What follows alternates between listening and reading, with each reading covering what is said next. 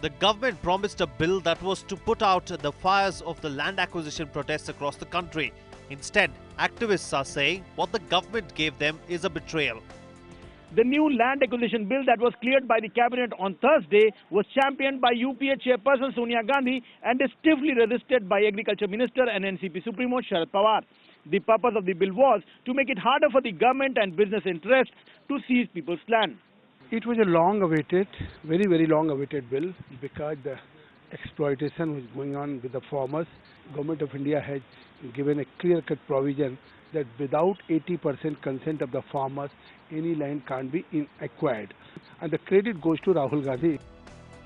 The bill has many positive features, from insisting on a written consent of 80% owners for the acquisition to fixing the compensation rates for the landowners and stating what happens to the acquired land if it isn't used. Well, let's now take a look at what is wrong with the bill. Firstly, it exempts a government totally, giving it free hand to acquire land for its own use by allowing acquisitions for so-called public purposes and thereby paving the way for more cases of land grabs. But what is more controversial is that it also allows the government to retain power to acquire land on behalf of private companies, which is again a contentious provision that's been severely misused by vested interests to perpetrate huge land grabs. Which is why land and human rights activists are up in arms over the bill. They have still not followed the recommendation of the standing committee in this regard, which is that no land acquisition for private or PPP projects should ever take place. What they are saying in the new bill is that the multiple crop land would be left out or would be acquired only as a last resort, but up to 5% of the district's total agricultural land. Now, this is also not acceptable.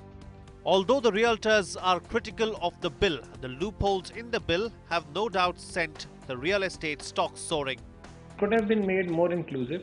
It should not have gone to such a degree, because even if you look at the Noida extension case, you had judgments coming in, and then even after the judgments there were a lot of pressure groups which overturned things.